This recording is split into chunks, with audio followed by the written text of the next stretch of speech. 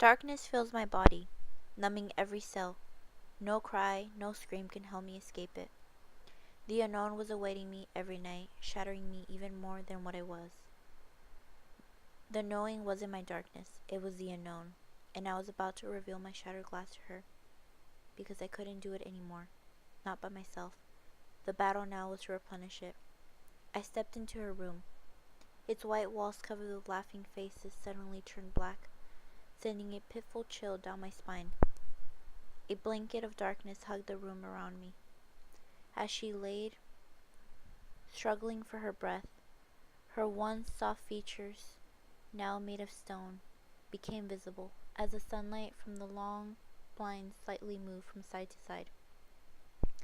A faint smile crept on her round, pale face when she saw me across the room. My chest ached, making my lungs burn. I made my way to her. My legs felt foreign. I stood 2 feet away when I felt millions of miles from her. I opened my mouth. The lump in my throat made it difficult to speak. My eyes felt heavy, threatening to give away. I dropped my gaze from her, because I knew I was going to break her. I examined the rug, tracing the different patches of red and gold flowers. My eyes drifted to her when I murmured, "Mom," my bottom lip quivering. She stared at me with fright in her eyes. I braced myself for the last conversation I would have with her, which I have dreaded for so long. As I stood listening to every word she struggled out, I remember how I felt a week ago. The words that had haunted me, that were penetrated in my head, felt like nails being stabbed in my throat, leaving the sour taste on my tongue. I shifted to the edge of the worn-out bed, pulling my tan legs from the summer up to my chest. I couldn't look at her through the pools in my eyes. I peered through my lashes, my eyes swollen. I lifted my chest. The air was thick around like an oven, making it harder to breathe. I looked around the room, memorizing every little detail. The smell of her perfume, the cross hanging from the bed.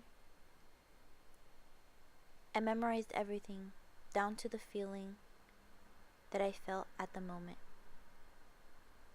My shoulders felt hot, sending a discomfort to my throbbing forehead. Even though the hole in my chest was still hollow, I felt like an elephant was lifted off of them.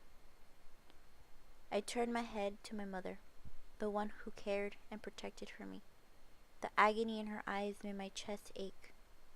A jolt of pain shot out of me, knocking me to the ground, seeing my mother suffer, and I couldn't do anything to stop it. I looked into her eyes. I used to get lost in her chocolate brown eyes every time I would stare at them. But today I saw a difference in them. I saw the reflection of the stabbing she felt in her heart as she said goodbye to her daughters. I felt a rush of emotions, like the ones you get before you go on a roller coaster. I prepared myself. I said the last words I knew that she could hear clearly. I said, "I love you." The next day, my mother died. As I reflect now, I now know and realize how important it is to tell people that you love them, to say "I love you," and to hear them say it back. Because every day I say it, and I'm returned by silence.